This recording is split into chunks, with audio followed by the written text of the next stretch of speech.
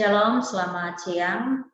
Saudara, hari ini kita akan membahas topik tentang Kristologi, yang mana dalam materi kita ini kita akan berbicara tentang eksistensi Kristus, prainkarnasi, di mana ini terbagi dua, yaitu Kristus dalam kekekalan, kemudian Kristus dalam PL. Dan setelah itu kita akan membahas tentang peristiwa inkarnasi. Mari kita memperhatikan slide berikut ini.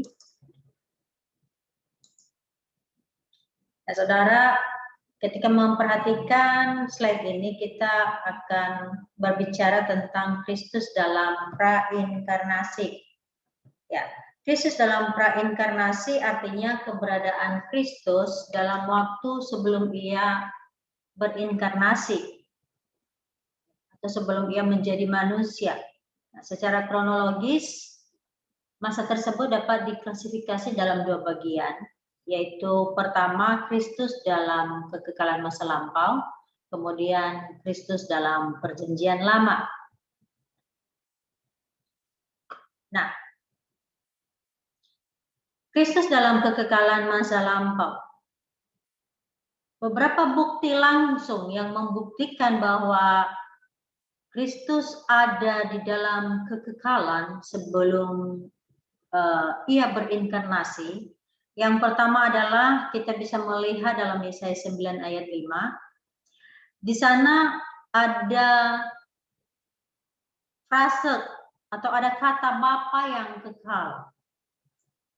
Nah, Bapa yang dimaksud dalam ayat tersebut bukanlah Bapa sebagai pribadi yang pertama dalam Allah Tritunggal, saudara.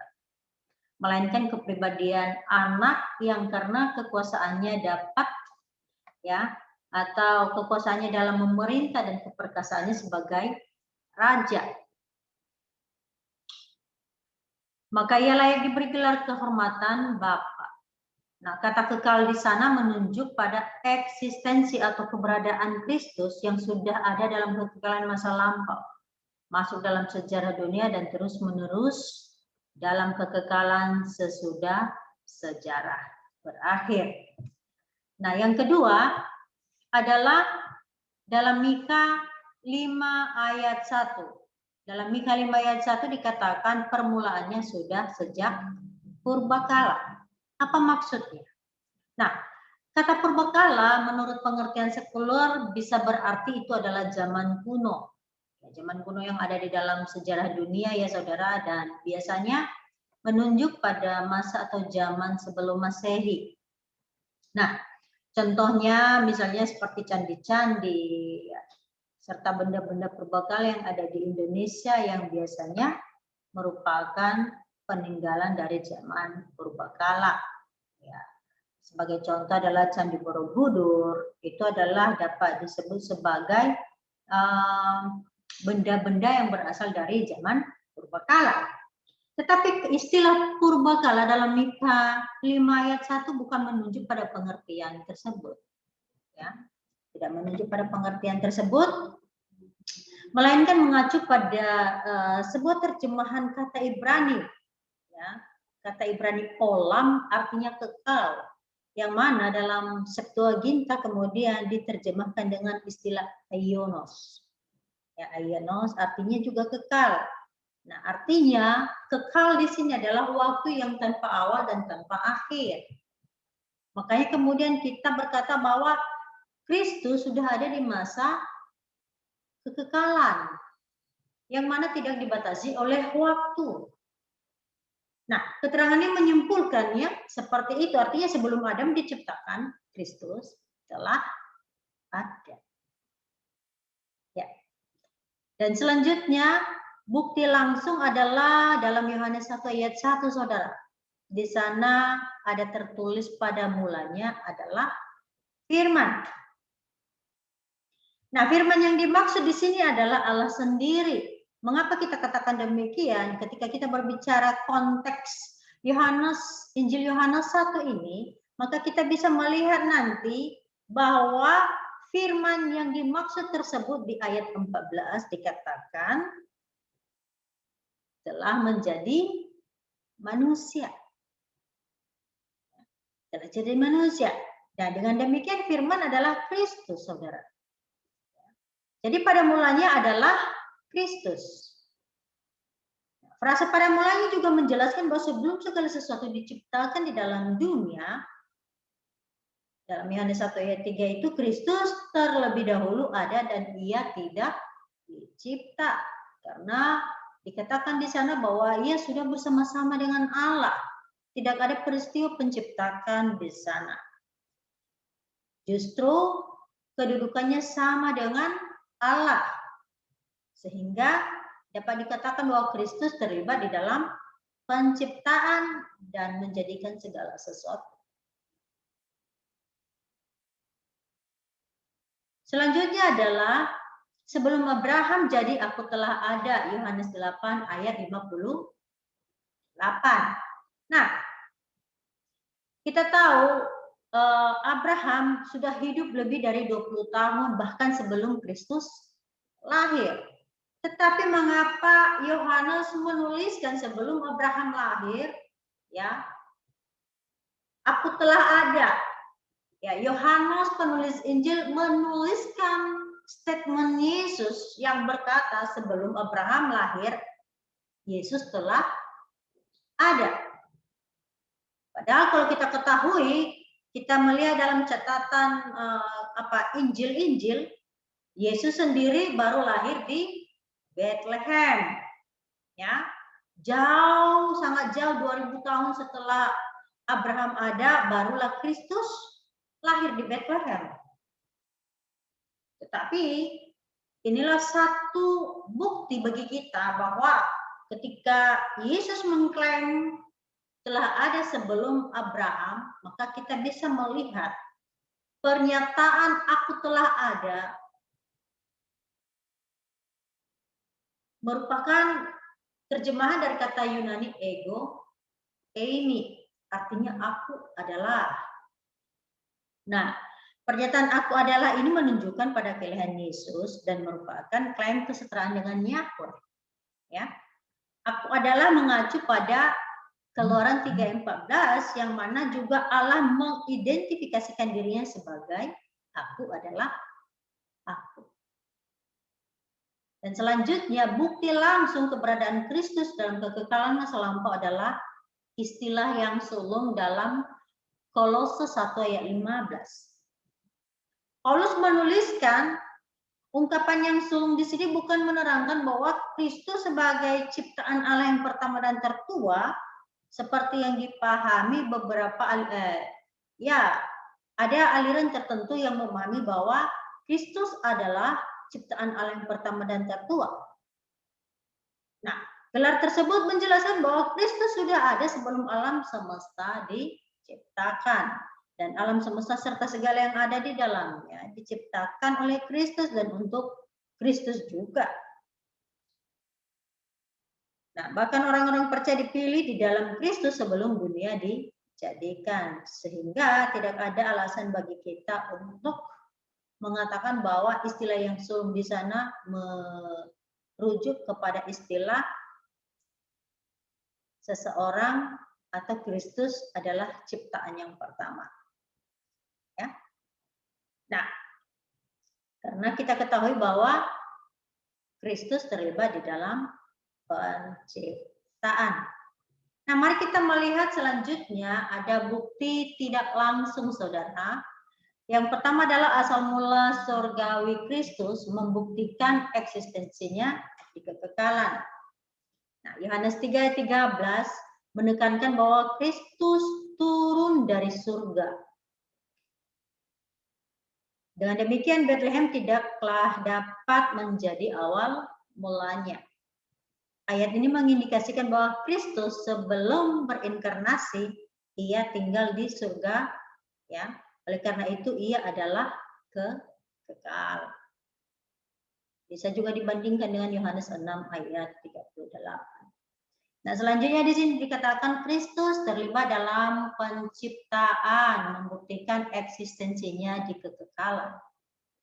Nah, saudara, Yohanes 1 ayat 3 mengatakan bahwa Kristus menciptakan segala sesuatu. Apabila ia menciptakan segala sesuatu, maka ia haruslah kekal. Juga dapat dilihat ya dibandingkan dengan 1 Korintus 8 ayat 6. Kemudian selanjutnya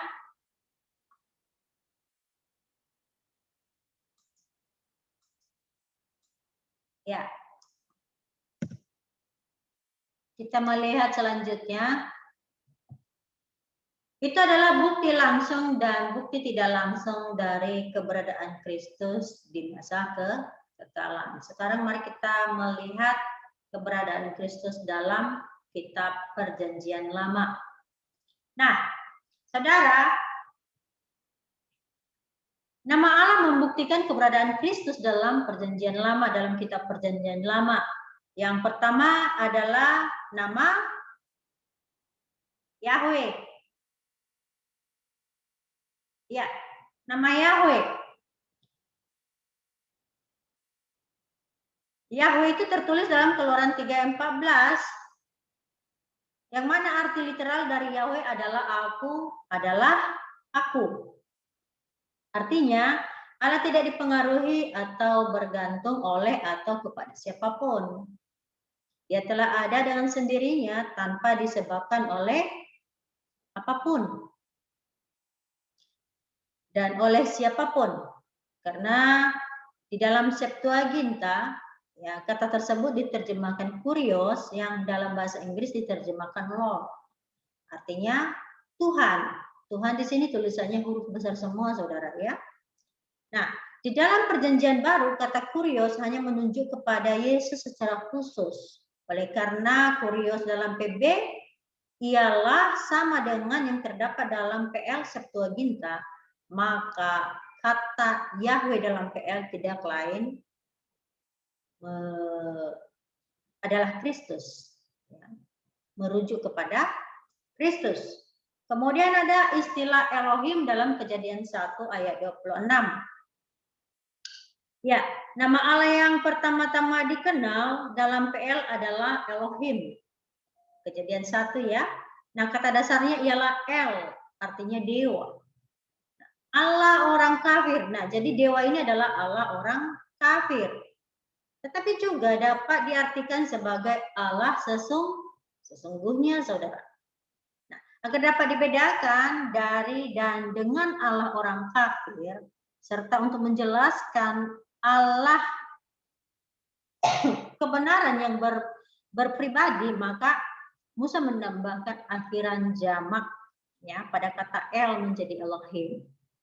Nah, kata Elohim dalam bahasa Inggris diterjemahkan God. Dalam bahasa Arab Allah. Ya, dalam bahasa Indonesia juga diterjemahkan Allah. Namun dalam aksen vokal yang berbeda tentunya ya dengan lafal bahasa Arab. Nah, saudara, arti kata Elohim adalah yang kuat atau perkasa. Nah, secara khusus digunakan oleh Musa untuk menjelaskan konsep Allah Tritunggal dalam Perjanjian Lama, yakni Bapa, Anak, dan Roh Kudus yang sama-sama terlibat di dalam karya penciptaan. Nah, selanjutnya ada kata Adonai. Ya, ini satu lagi kata Adonai.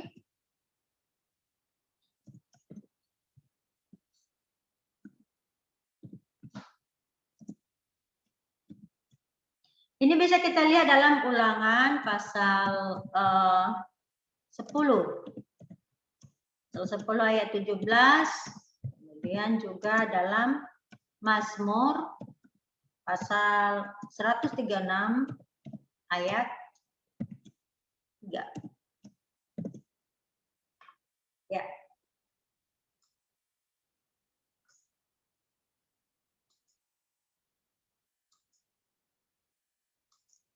Ya.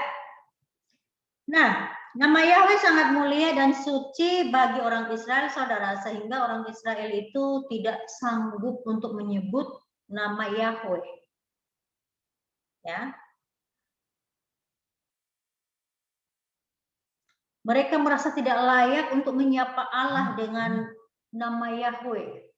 Mereka sangat takut menyebut nama Yahweh secara sembarangan. Ini kita bisa melihat dalam Keluaran pasal 20 ayat 7. Nah, karena itu mereka sering mengganti nama yang sakral, ya. Nama yang sakral tersebut dengan nama kehormatan. Dan nama kehormatan itu adalah istilah Adonai ini, saudara. Nah, kata Adonai sendiri artinya Tuhan, penguasa, peduka yang mulia, ya kan? Atau pemimpin yang terhormat. Nah, di dalam Septuaginta, kata tersebut juga diterjemahkan kurios, yang mana dalam bahasa Inggris diterjemahkan Lord, dan dalam bahasa Indonesia diterjemahkan Tuhan. Nah, perbedaannya dengan istilah Yahweh adalah kalau Yahweh tadi ditulis dengan huruf besar, sedangkan istilah Adonai hanya huruf pertama yang adalah kapital, sedangkan selanjutnya huruf kecil. Nah, kata Tuhan huruf kecil dalam Perjanjian Lama tidak lain menunjuk pada kata yang sama dengan Tuhan dalam Perjanjian Baru, dan kata Tuhan itu selalu ditujukan kepada diri Yesus Kristus. Ini bisa dilihat dalam Lukas pasal 2 ayat 11 sebagai buktinya.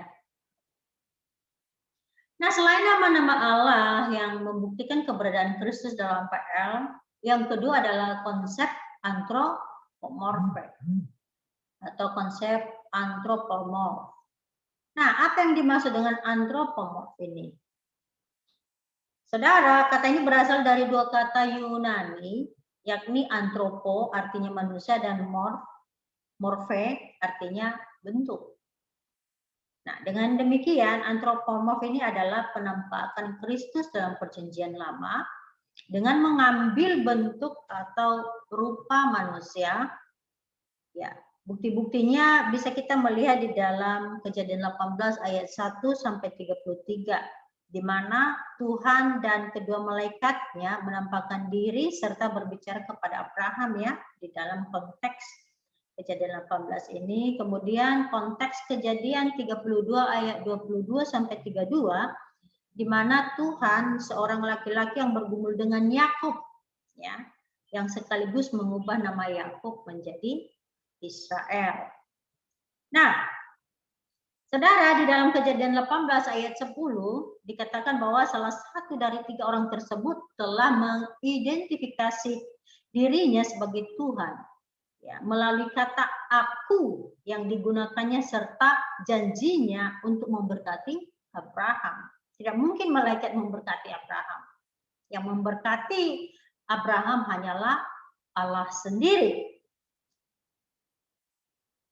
Nah, jadi satu-satunya yang mengikrarkan janji dari ketiga orang yang ketemu dengan Abraham adalah tentunya Tuhan, yaitu Kristus yang mengambil rupa manusia, saudara.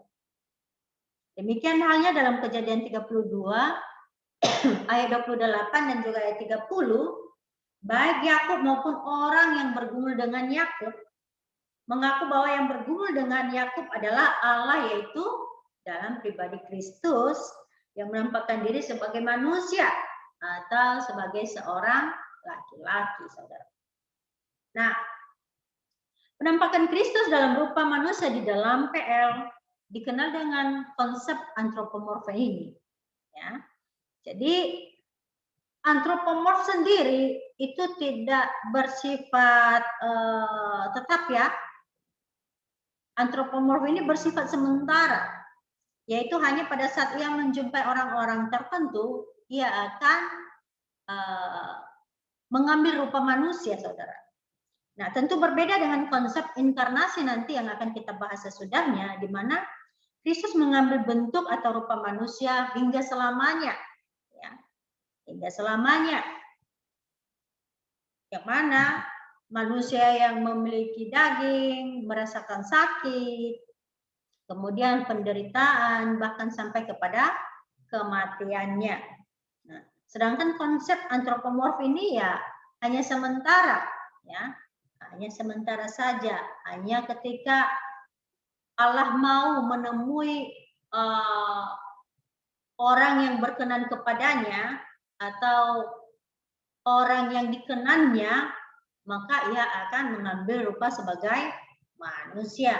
Nah, mengambil rupa sebagai manusia inilah yang menunjuk kepada pribadi Kristus atau pribadi Allah yang kedua. Nah, selanjutnya ada the angel of Yahweh atau malaikat Tuhan. Ingat, tulisan Yahweh di sana dalam pengertian Tuhan dalam bentuk huruf kapital. Artinya Yahweh ya, bukan Adonai. Nah, dalam konsep the angel of Yahweh ini, Kristus menyatakan diri melalui malaikat Tuhan.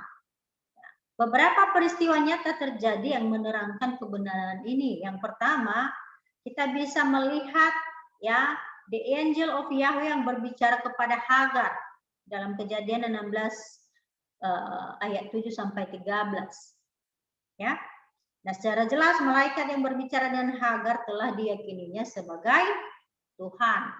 Ayat 13 ya. Kemudian the angel of Yahweh yang berbicara dalam peristiwa pengorbanan Ishak. Ya, Kejadian 22 ayat 15 sampai 18.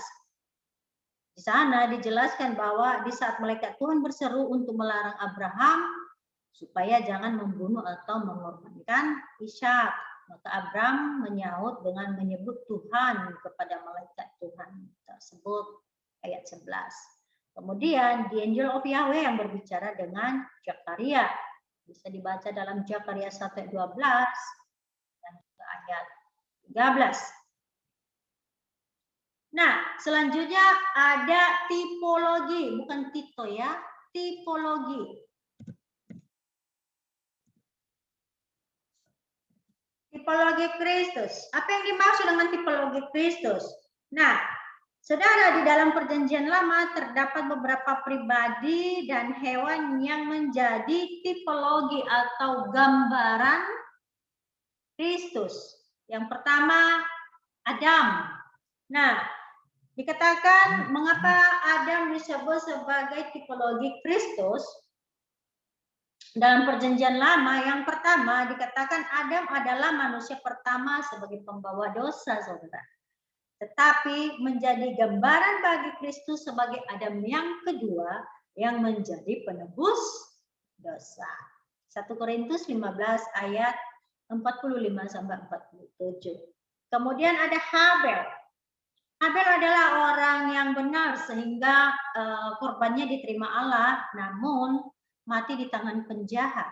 Nah, ini dalam Ibrani 11 ayat 4. Demikian juga Kristus, saudara, yang walaupun tanpa dosa dan senantiasa berbuat kebaikan serta penuh kesucian hidup, justru mati di tangan penjahat dan pemberontak. Ya, Habel itu orang yang berkenan ya kepada Allah ya, orang yang dikenan oleh Allah, tetapi mati di tangan abangnya oleh karena iri hati. Ya. Dan demikian juga Kristus yang tanpa dosa harus mati di tangan orang-orang jahat ya, yang menolak keberadaan Kristus sendiri. Selanjutnya Musa. Nah, Musa sebagai nabi pembebas umatnya dari kesesakan secara jasmani. Nah, menjadi gambaran untuk Kristus yang membebaskan umatnya dari tekanan serta tawanan secara rohani. Nah, selanjutnya ada Harun. Nah, Harun, saudara, adalah imam besar yang menjadi perantara bagi orang berdosa kepada Allah. Demikian Kristus sebagai imam agung yang menjadi perantara bagi setiap orang percaya kepada Allah. Ibrani 5 ayat 4 sampai 6. Kemudian ada Daud. Daud sebagai gembala, raja diangkat oleh Allah mengambil dari non-Yahudi serta ditolak oleh saudaranya. Demikian juga Yesus akan dan telah menjadi raja, ditolak dan bahkan dibunuh oleh bangsanya sendiri, serta mengambil gereja sebagai mempelainya. Selanjutnya, domba. Nah, domba jantan yang terbaik digunakan untuk menutupi dosa umat Israel. Sedangkan Kristus sebagai domba yang sempurna mati disalib dengan mencucurkan darah untuk menebus serta menghapus dosa dunia. Itulah beberapa tipologi Kristus, ya. Tipologi Kristus, saudara. Nah, jika ada pertanyaan, disilahkan nanti dititipkan di bawah materi ini, ya. Di bawah materi ini bisa dititipkan. Selanjutnya kita akan masuk di dalam peristiwa inkarnasi Kristus. Apa yang dimaksud dengan inkarnasi? Nah, kata inkarnasi berasal dari dua kata Latin, yaitu in artinya di dalam dan carne artinya daging. Meski kata inkarnasi itu sendiri tidak terdapat dalam Alkitab, namun komponen kata tersebut dalam dan daging ada dalam Alkitab. Yohanes menuliskan bahwa firman telah menjadi daging. Yohanes 1 ayat 14, ya. Yang mana memang dalam hal ini Lembaga Alkitab Indonesia menggunakan istilah manusia. Tetapi kalau kita melihat di dalam Alkitab bahasa Yunani, kata yang digunakan adalah kata sarx, bukan antropo.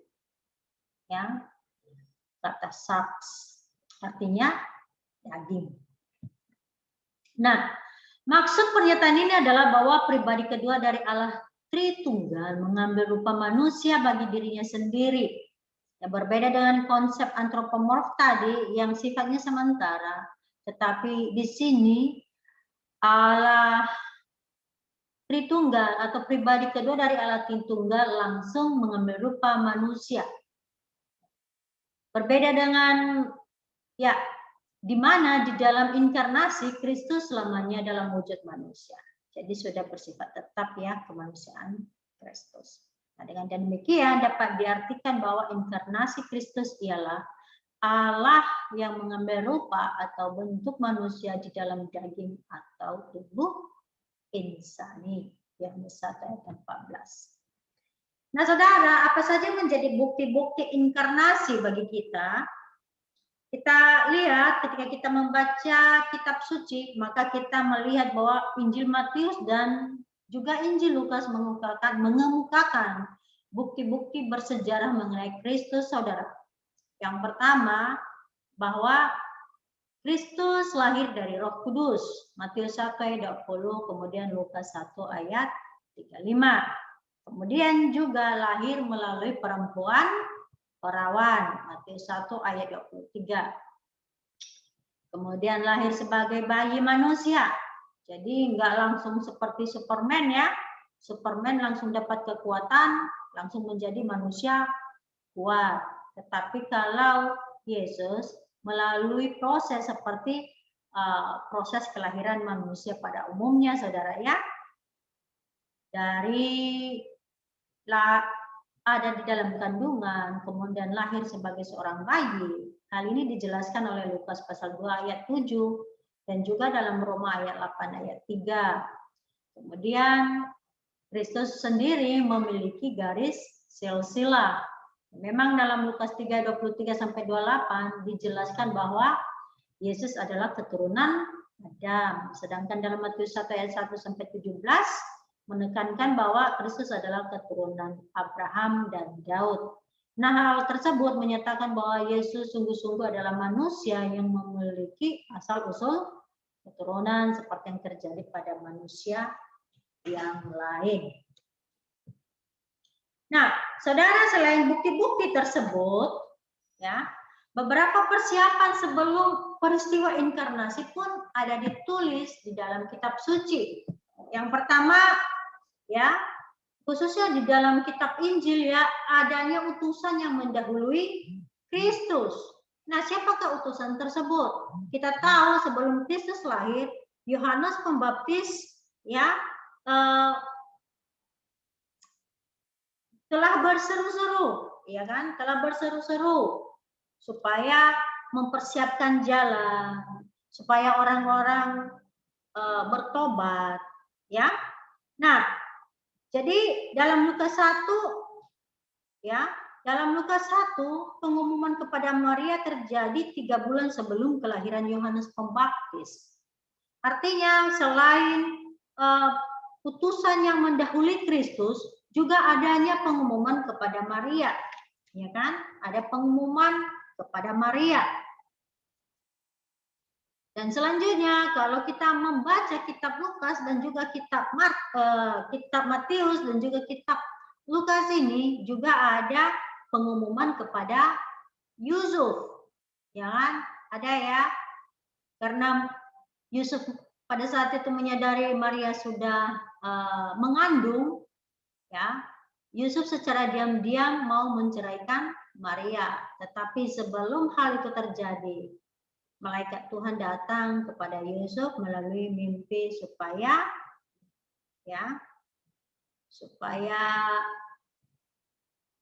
Yusuf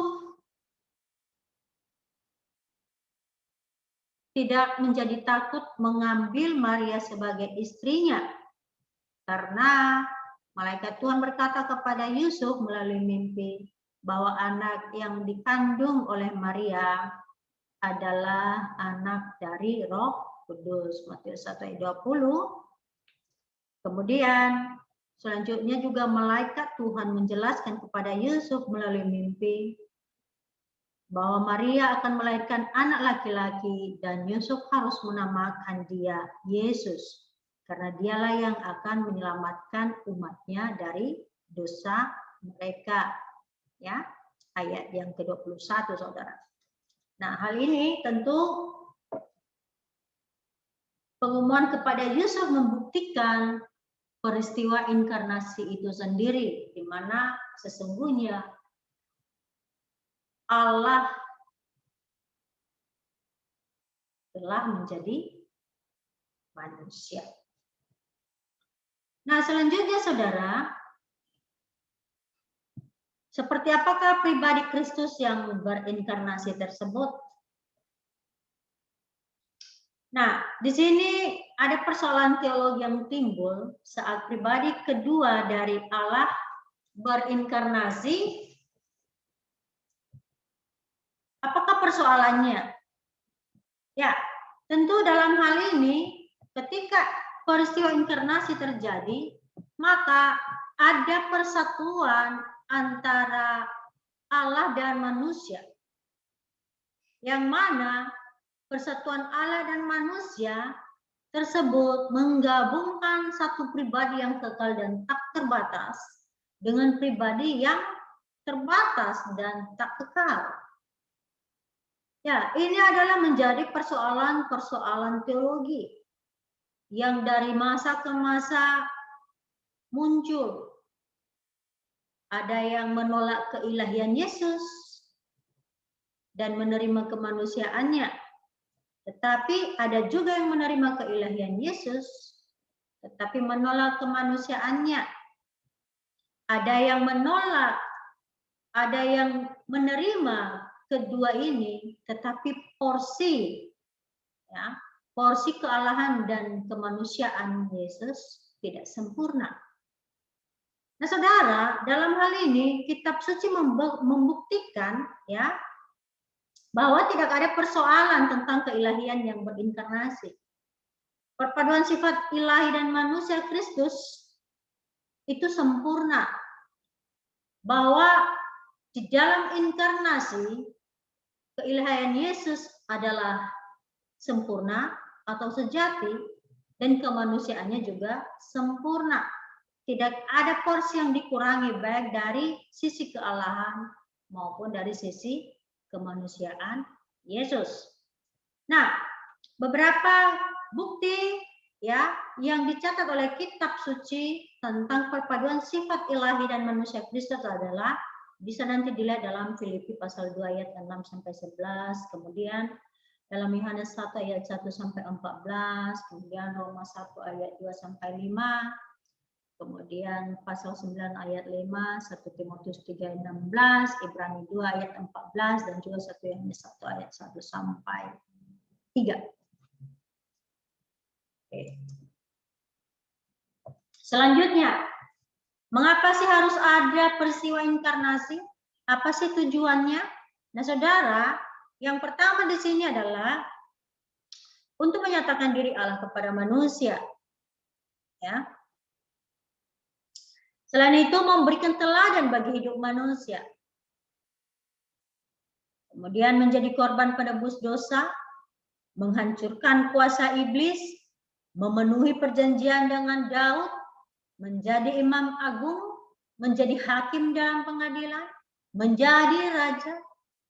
Tetapi utamanya dari inkarnasi, peristiwa inkarnasi adalah tentu untuk menyelamatkan manusia. Yohanes 3:16 berkata bahwa karena kasih Allah yang begitu besar bagi dunia, Allah mengaruniakan anaknya yang tunggal, supaya setiap orang yang percaya kepada peristiwa inkarnasi itu tidak binasa, melainkan beroleh hidup yang kekal. Nah, itu saja materi kita pada hari ini. Jika ada pertanyaan, silakan dibuat chat di bawah ya, di bawah materi ini, supaya kita bisa membahasnya bersama-sama. Terima kasih. Tuhan Yesus memberkati.